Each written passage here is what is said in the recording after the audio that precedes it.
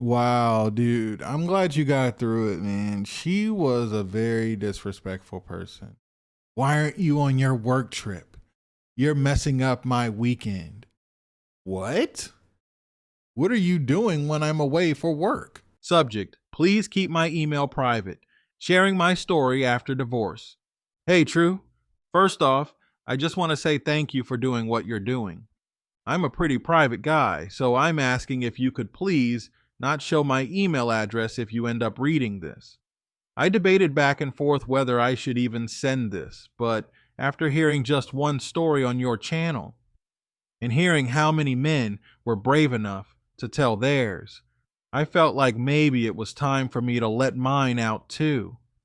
My name's Danny, and honestly, it still feels weird putting all this in words. I was introduced to your channel after my lawyer actually mentioned it to me. He told me there's this guy on YouTube who reads real stories from guys who've been through hell and back, and said it might help me realize I'm not alone. After my divorce, I was at a low point. I ended up opening up about everything to my frat brothers, guys I've been tight with since college. We were all hanging out one night back home in Texas, and I just dropped my head in shame while telling them. I honestly felt embarrassed, like I failed as a man, but they were all there for me. They told me to keep my head up, and every single one of them told me something that just stuck. You don't move across the country for a woman. A woman is supposed to follow the man. The man leads. Hearing that hurt because deep down, I knew they were right. That sentence replayed in my head over and over after everything went down. It's crazy because one of my frat brothers actually just went through his own divorce too, but in his case, he was the one who stepped out on his wife. And believe me, the guys didn't let up on him either. They scolded him just the same. Cheating is cheating, whether it's the husband or the wife, and everyone knew it was wrong, no matter what side you were on. Anyway, let me take it back a little so you can get the full story. I met my ex wife, I'll just call her B here, when we were both in college. It was a Saturday night, nothing special, a regular college night out with friends. We met at this small bar near campus, and from the first conversation, it felt easy, natural. She was gorgeous, funny, smart, the whole 9 yards. At the time, B was pretty upfront. She told me she wasn't looking for a relationship because she wanted to enjoy college. I respected that. I wasn't necessarily looking for anything serious either. It was one of those if it happens type deals. We kept hanging out, and over time, things just grew naturally. She opened up to me about her past, especially about an ex boyfriend who had cheated on her. There were even a few nights when she'd get emotional and cry about it. I tried to be that guy who could show her not all men are like that. I wanted to be her safe place. We got close with each other's friends, too. We'd all hang out, play board games, drink, just live that college life. I have some good memories from back then. There were 3 trips we all took together during college breaks: one to Destin, Florida, another to Nashville, and a cabin trip up in Colorado. Every trip made me feel like B and I were building something real. Her friends were a big part of that too. They loved me. I loved them. Everything was just good. After 2 years of serious dating, I proposed to B our senior year. I'll never forget it. She cried uncontrollably and said, "I will always honor you. Thank you for coming into my life." It felt like a fairy tale. After graduation, we had a big decision to make about where we would live. I'm from Texas originally, and honestly, I wanted to stay, but B wanted to move back home to Seattle to be closer to her family. I didn't want to lose her, and in my mind, love was supposed to be about sacrifice. So I packed up my life and moved across the country. Looking back now, I realize that was probably my first mistake. Finding work in Seattle wasn't easy for me. My degree was in construction management, but the market there was tight. Eventually, I landed a remote position with a company based out of Florida. I worked from home about 75% of the time and traveled about 25% for field measurements and project meetings. It wasn't ideal, but I made it work. I wanted us to have a good life. We bought a little townhome, got a dog, and for a while things were great. But around year 5, everything started to change. B started getting cold.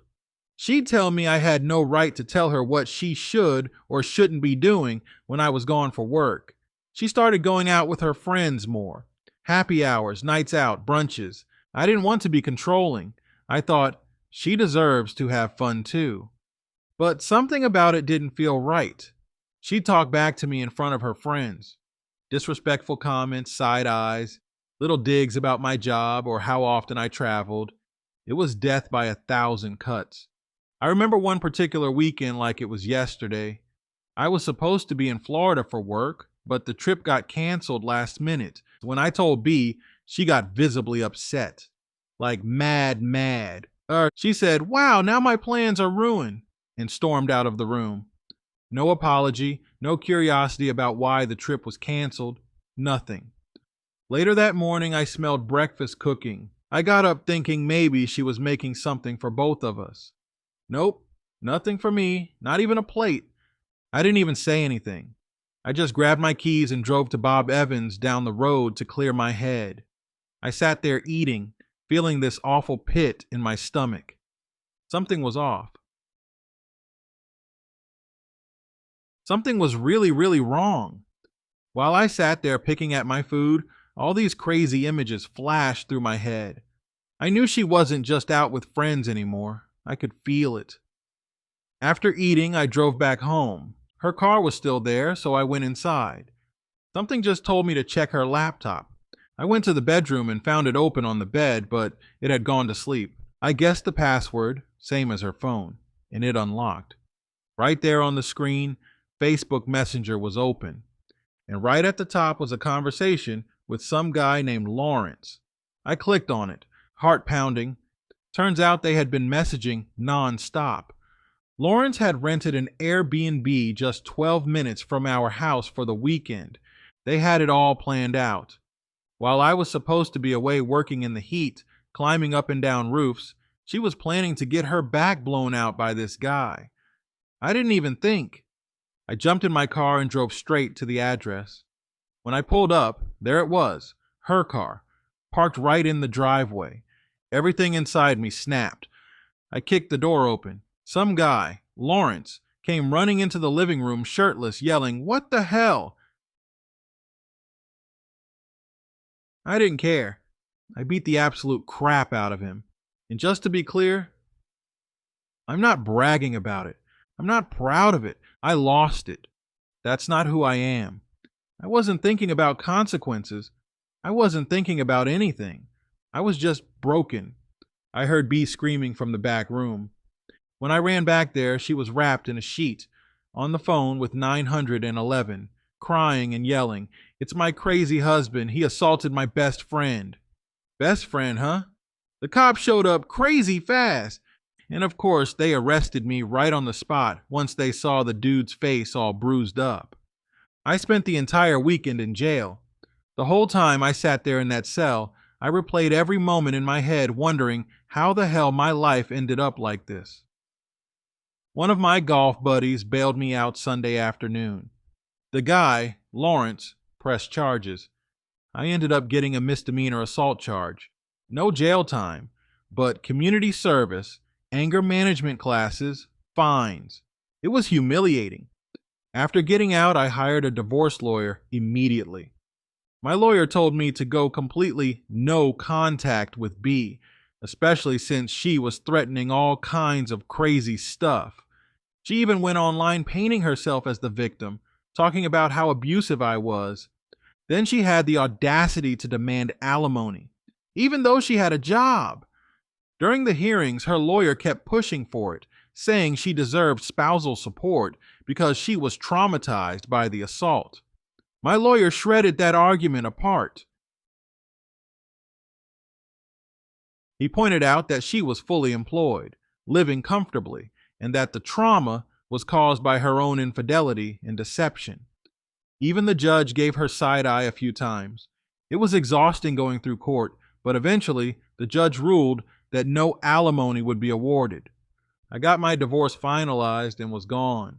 Packed my stuff, sold what I could, and moved back to Texas where I belonged.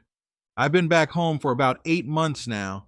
It's been rough rebuilding, but being close to family and real friends has made a world of difference. I'm working a new remote job now, making decent money, and I feel like I'm finally starting to heal. Sometimes when I'm alone, though, the pain still creeps up. Not because I miss her, but because I mourn the man I used to be before all of this changed me.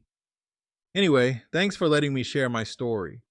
If you read this on your channel, just know you're helping men like me realize they aren't alone, and that means more than you probably know. Take care, brother. Danny. Update. Subject, Part 2. Update from Danny. Moving forward after B. Hey man, it's Danny again. First off, thanks a ton for even reading my first email. Seriously, it felt good just getting that whole story out of me. I'm grateful you keep things private too. I really meant it when I said I didn't want my email address shared or anything like that. I'm not looking for attention, just peace. Maybe if one guy out there hears my story and doesn't repeat my mistakes, it's worth it. Anyway, I wanted to send in a part 2, since a few things have happened recently that I thought were important to share. So, after I sent that first email, life kept moving. I've been back in Texas for a while now. Feels good to be home, even though it's weird starting over in your 30s. I'm renting a little townhome outside Dallas, close enough to my family and a couple of my frat brothers. It's nothing crazy, but it's mine. I finally feel like I can breathe without walking on eggshells. But of course, like clockwork, B couldn't just leave me alone. About 2 months ago, I was sitting outside on my little back patio, just grilling up some chicken and having a beer. Decided to scroll through Facebook. Honestly, I don't even use it that much anymore. Just check in from time to time. That's when I saw it. A friend request from B. Not only that, she also inboxed me a whole paragraph. At first, I just stared at it. You ever have that feeling where your gut drops before you even open a message? That's exactly what happened. I didn't open it right away. I actually locked my phone, took a sip of my beer, stared at the trees for a while, then curiosity got me. I opened it. Here's the summary, because I'm not copying all her drama word for word. She said she missed me every single day. She said she made the biggest mistake of her life, cheating on me. She said Seattle doesn't feel like home anymore, and she'd be willing to move to Texas if I would give her a second chance. She ended the message saying she's been following my Facebook posts, even though I barely post anything, and would love to just talk. Man. It hit me in the chest for about 30 seconds, not because I miss her, but because it confirmed how lost she is. This woman didn't just betray me one night. It wasn't a mistake. She made choices. She made plans. She booked an Airbnb. She gave another man the parts of herself that she promised were mine alone. And now she wants to come crawling back because life got hard? Nah, I didn't even respond. I left her on read and then blocked her. If that sounds cold, good. After everything she put me through, jail, court, therapy, I owe her nothing. Speaking of therapy, that's actually the biggest thing I wanted to talk about. After the divorce was finalized and after moving back to Texas, I kept feeling like there were wounds inside me that weren't healing just because I changed locations. At first, I did what most guys do, try to tough it out. I hit the gym.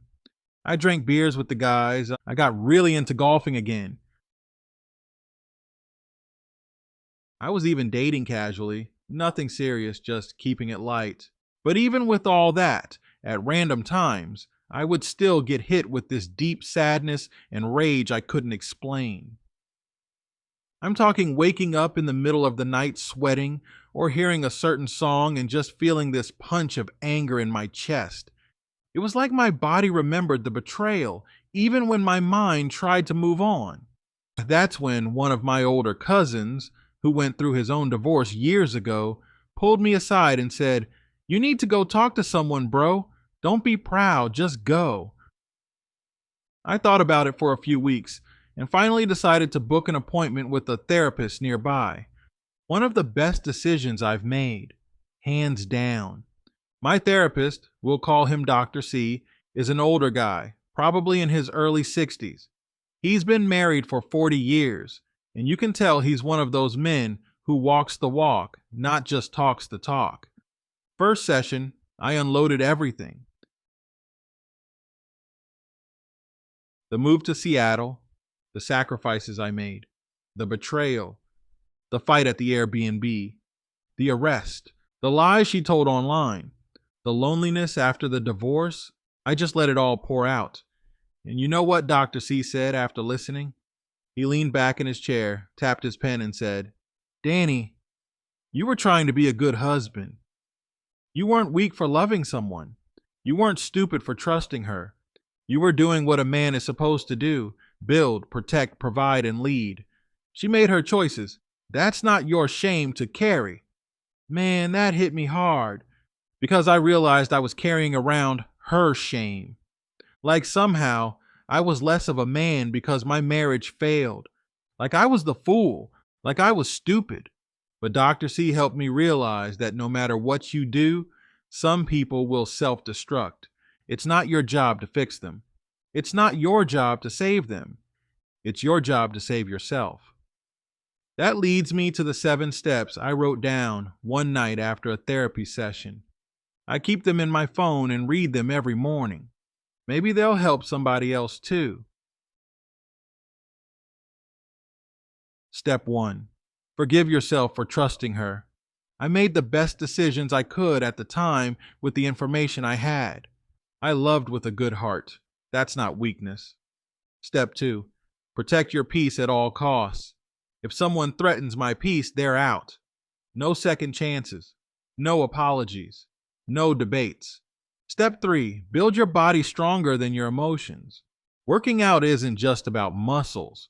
It's about reminding yourself daily that you are disciplined and in control. So what's step 4? Only let people into your life who bring value. Friendships, relationships, business connections. If they aren't bringing value, cut them off without hesitation. Step 5. Lead yourself first before expecting anyone to follow you. No more moving for women. No more sacrificing dreams for approval. If a woman can't follow my lead, she's not for me. Step 6. Stay mission focused, not woman focused. I have a purpose bigger than chasing companionship. Building my career, my legacy, my health, that's the mission. Step 7. Never let betrayal define you.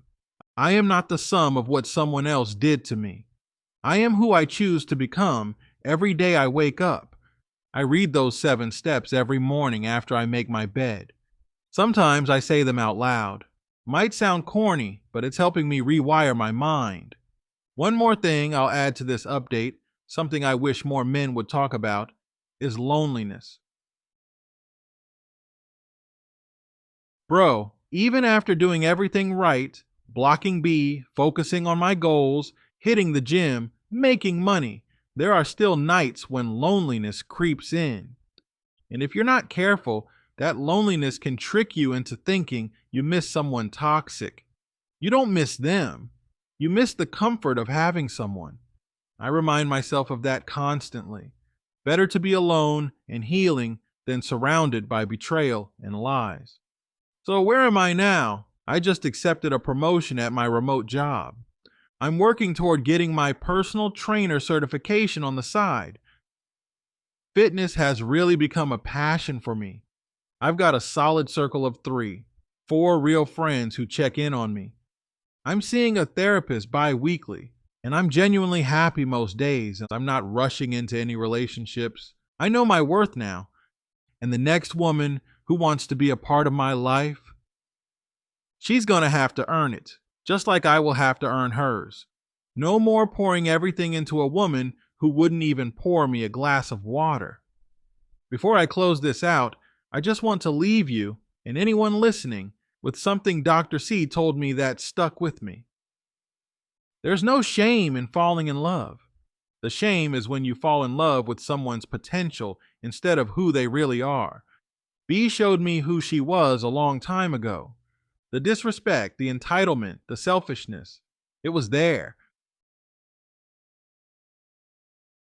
I just didn't want to believe it. Now, I believe people's actions, not their words. Anyway, man, thanks again for giving men like me a platform to get this off our chest. I hope this helps somebody out there going through it. And for anyone thinking about taking an ex back because they regret cheating, remember this: if you walk back into a burning house just because you missed the warmth, you'll still get burned. Stay strong, fellas. Lead yourselves first. I'm glad you found out what happened and you moved on. The biggest mistake you made, but the biggest mistake you really made, man, was kicking in that door and attacking that guy. You don't have to do all that. You could have, what if you offed him? Let's just say, worst case scenario, you offed him. You offed him. You spend the rest of your life in prison because you couldn't control yourself, I hope the anger management helped. I hope, the getting hit with fines and all that stuff and the therapy is helping, man. I saw that you added your steps. Thank you. Guys, keep doing that, please. If you send in a story, please end it with steps I'm taking to get better, or steps I've taken to become better, or, lessons learned. I love that, guys. I love it. And you're helping someone by doing that. Salute to you, man. Guys, if you want to send in a story, send it to truestorynation@gmail.com. Here, I'll put it on the screen. That is truestorynation@gmail.com. I'll catch you guys at the next one.